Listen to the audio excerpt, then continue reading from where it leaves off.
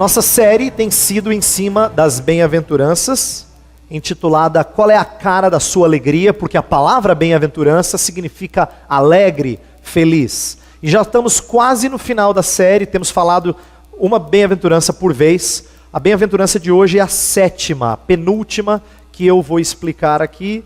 Depois nós teremos a última, que cobre versos 10 a 12 de Mateus 5. Então,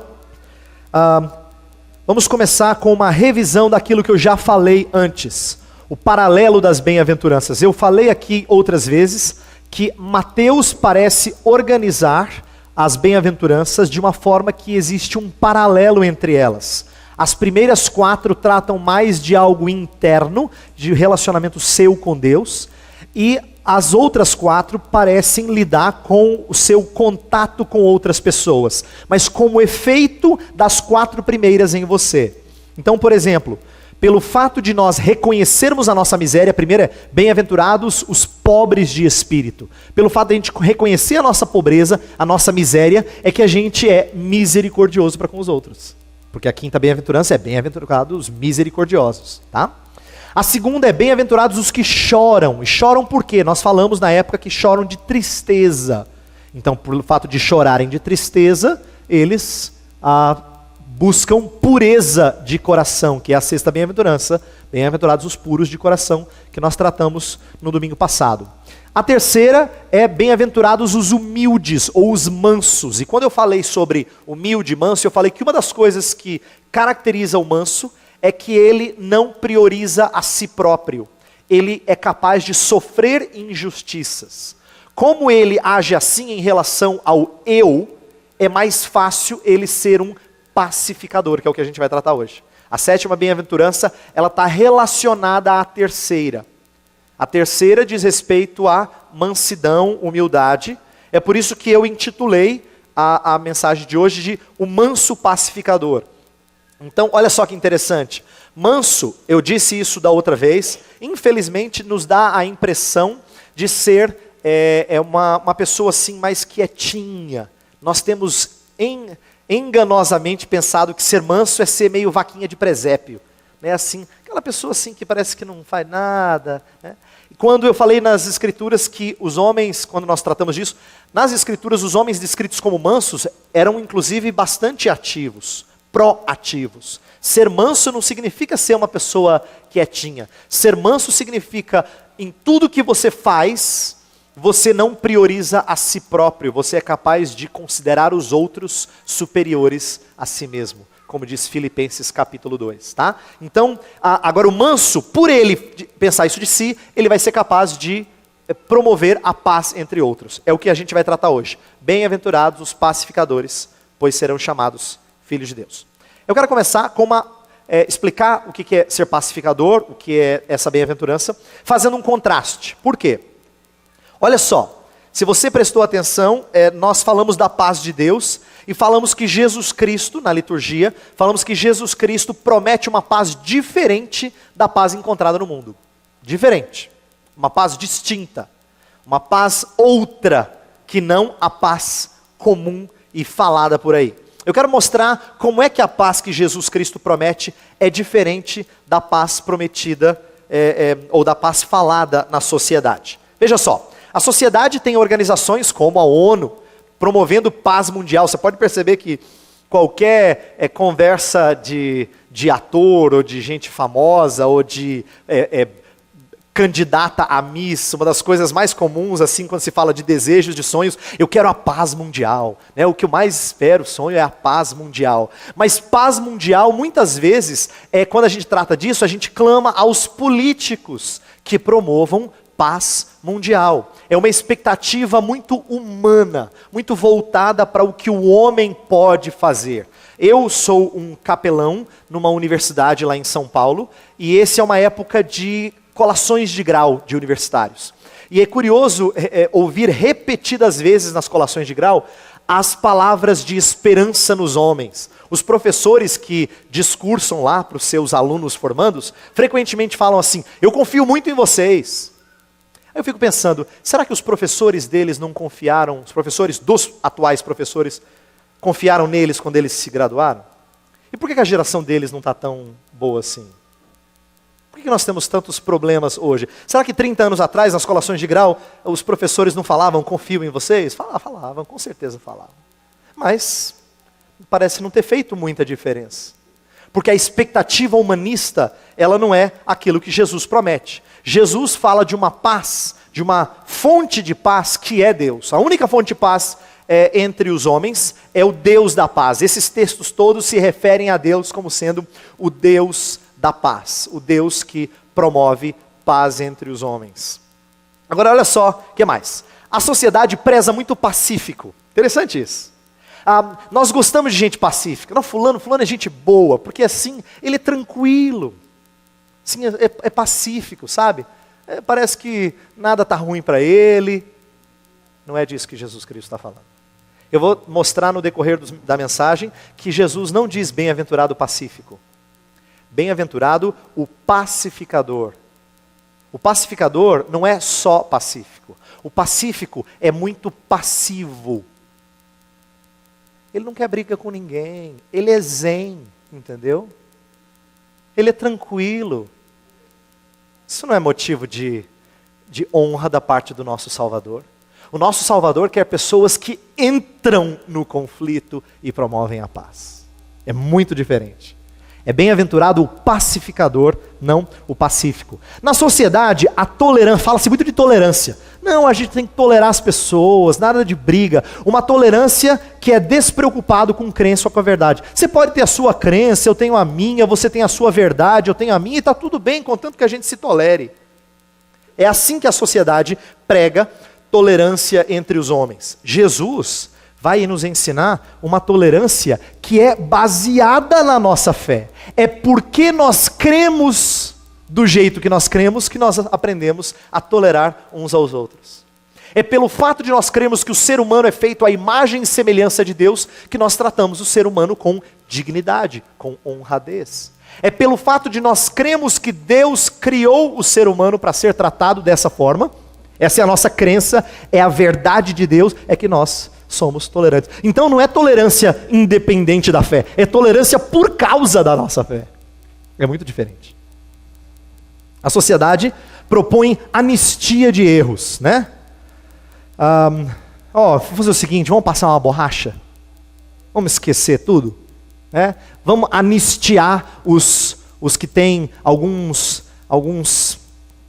tiveram alguns percalços políticos, alguma coisa do tipo, né? É paz acima da justiça, é verdade. Se você conversar com as pessoas, você vai ver que elas querem tanto paz, que elas são capazes de sacrificar a justiça para se obter a paz. Jesus vai propor uma paz distinta. Colossenses capítulo 1:20 fala que Deus promoveu a paz pelo sangue de Cristo. Ele fez a paz cumprindo justiça, fazendo justiça.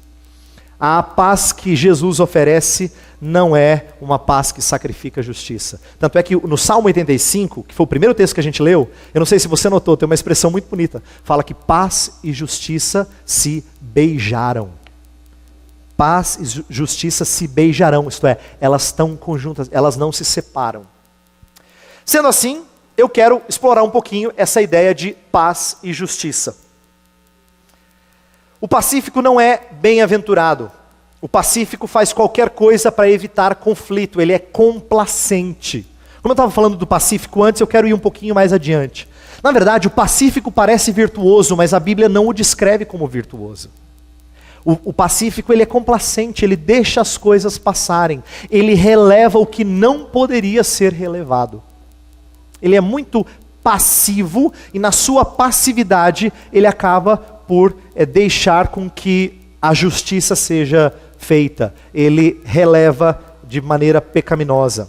O pacificador não. O pacificador ele promove reconciliação.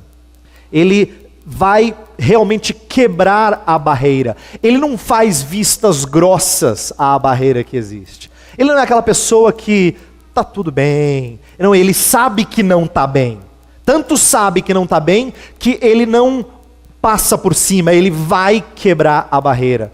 Ele vai pôr essa inimizade para baixo. Para tal, ele precisa confrontar o erro. entrar no meio do conflito e por isso pode ser mal visto.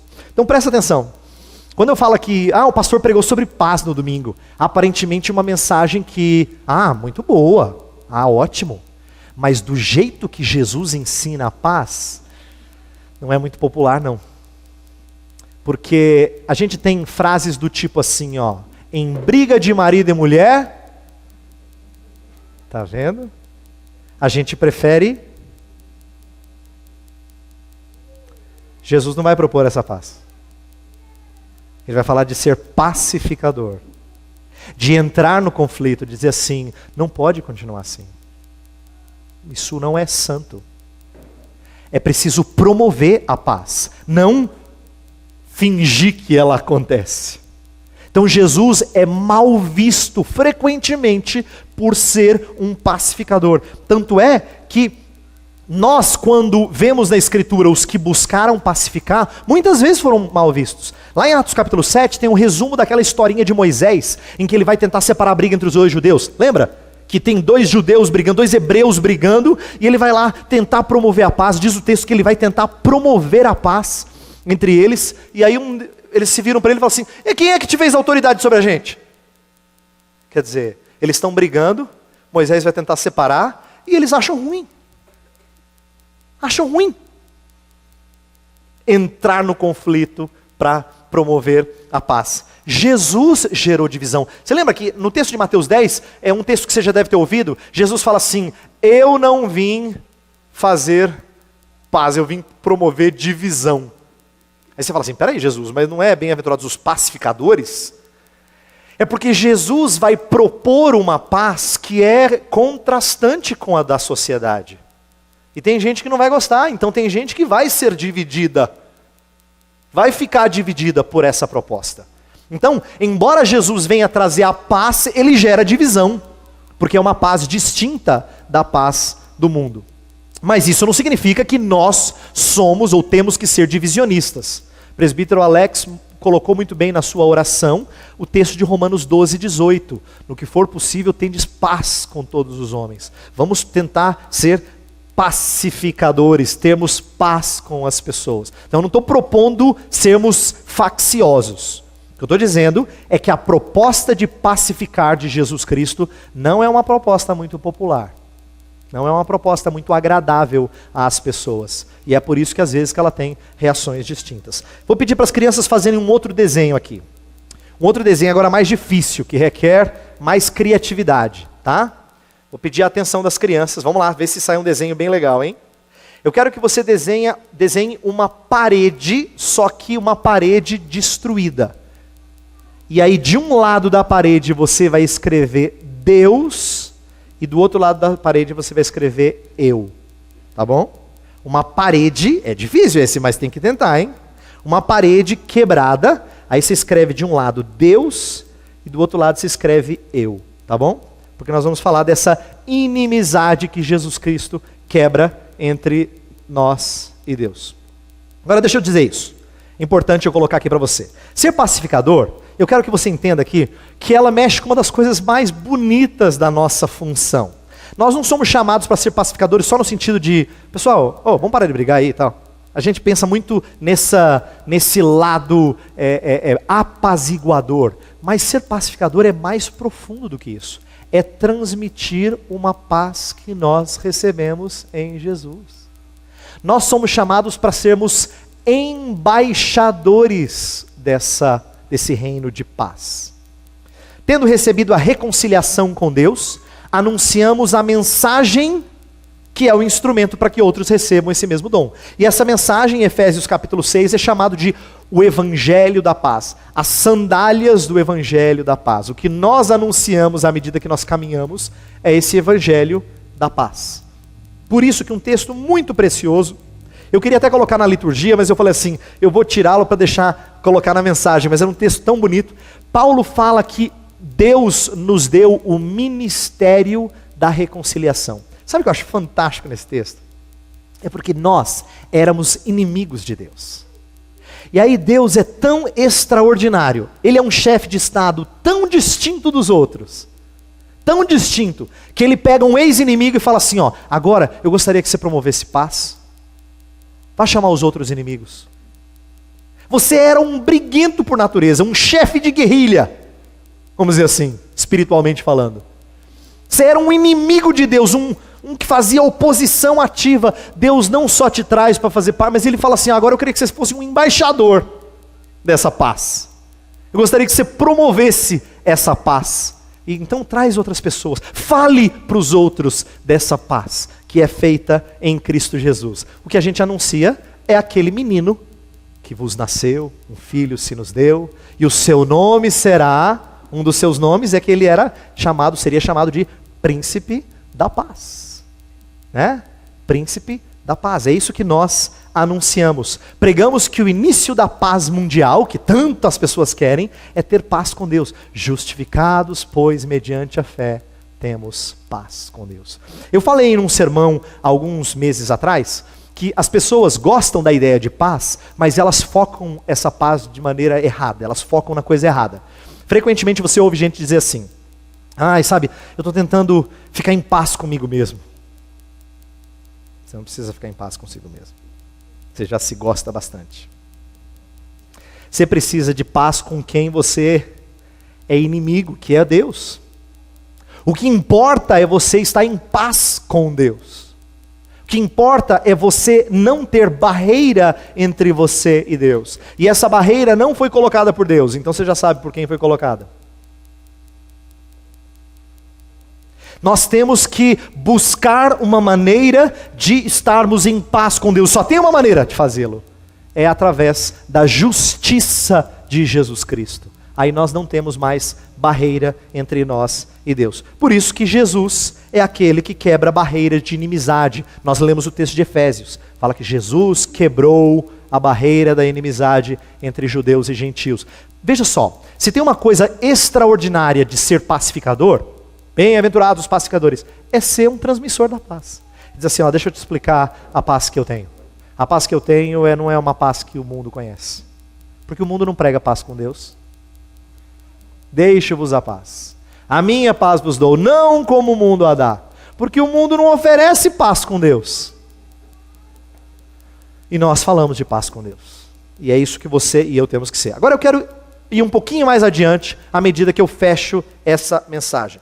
Eu quero falar um pouco dos conflitos entre nós e como é que nós podemos ser instrumentos de Deus para romper ou acabar com esses conflitos e promover paz. Eu quero falar um pouquinho da raiz desse conflito e eu vou mexer comigo e contigo, porque nós todos somos pecadores nessa área. Eu vou pedir a sua atenção. Olha só. Conflitos nascem de desejos não satisfeitos. Sabe por que a gente briga? Sabe por que a gente fica irado com outra pessoa? É porque a gente quer alguma coisa muito, a ponto disso se tornar algo que nos controla, um ídolo. O conflito acontece quando os desejos se tornam exigências e nós julgamos e punimos os que se colocam em nosso caminho. Então veja que eu coloquei 4 coisas aí, isso não é meu, isso é tirado de um livro, posso recomendar a vocês depois, no qual ele fala de uma progressão disso que gera conflito. Eu desejo, depois eu exijo, depois eu julgo e finalmente eu castigo. E veja a progressão disso e eu quero dar alguns exemplos aqui para você entender o seu coração pecaminoso, assim como eu estou procurando entender o meu coração pecaminoso. Eu desejo coisas, e às vezes eu desejo coisas que são corretas. Você que é pai de criança pequena, vamos lá. Você sabe como é justo você chegar ao final de um dia difícil de trabalho e dizer assim, eu queria um pouquinho de paz. Eu queria um pouquinho assim de tranquilidade, só um pouquinho. É justo desejar isso. Nós temos desejos que são lícitos. Eu queria eu queria pelo menos ser tratado de maneira justa no meu trabalho. É só isso que eu queria. Não estou pedindo nada demais, só queria ser tratado de maneira justa. Ou de repente você tem desejo de ter mais atenção do seu cônjuge. Eu só queria um pouquinho mais da sua atenção. Nós temos desejos que são lícitos, mas que nos controlam. Eu coloquei aí no slide, muitas vezes, o que queremos é lícito. O problema não é o que queremos, é quanto queremos isso. E a quantidade do nosso desejo, por assim dizer, a força do nosso desejo é que mostra o nascimento de um ídolo. O nascimento de um ídolo. Então nós vamos falar aqui da nossa idolatria, que gera conflito. Quando eu desejo, eu exijo. Agora veja que essa exigência, não pense que essa exigência, repito, é só má. Eu não estou falando de exigir coisas erradas. Às vezes a gente exige coisas que são certas, mas nós temos motivações misturadas no nosso coração. Motivação santa misturada com motivação impura, pecaminosa. É por isso que é tão difícil a gente discernir. A gente até pergunta um para o outro assim, eu acho que o que eu estou pedindo é justo, né, Heber? Você até tenta se justificar. Eu acho que é justo eu pedir o que eu estou pedindo. E quando você coloca desse jeito, você já começa a expressar que o seu coração pode ter motivos impuros. Quer ver uma coisa? Quando nós damos uma bronca nos nossos filhos, é porque eles desonraram o Senhor ou porque eles perturbaram a nossa paz?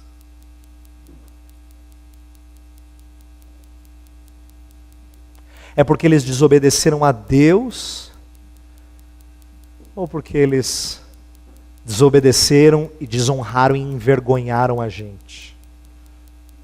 Quantas vezes a gente disciplina por causa da vergonha que a gente tem em relação à atitude deles?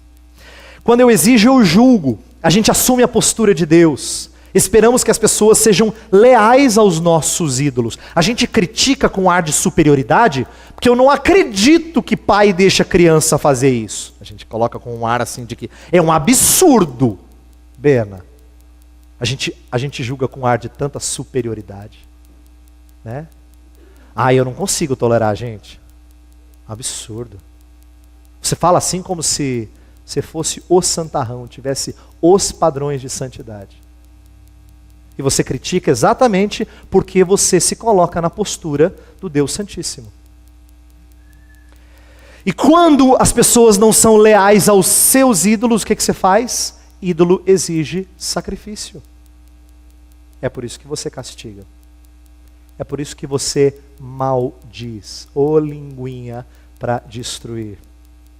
Seus comentários indesejáveis é porque as pessoas não andam conforme as suas expectativas, conforme os seus ídolos. É por isso que você sai falando do jeito que você fala.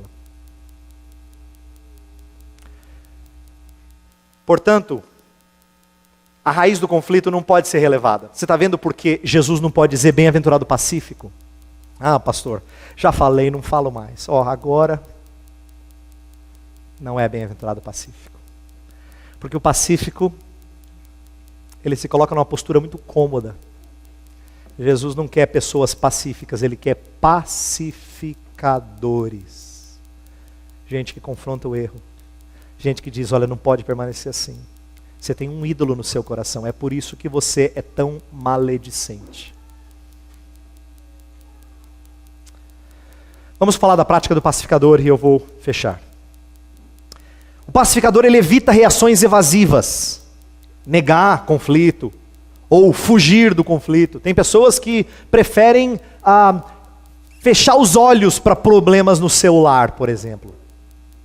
Não, tá tudo bem, meu filho adolescente é assim, mas também quem adolescente não é assim? Você se justifica comparando com...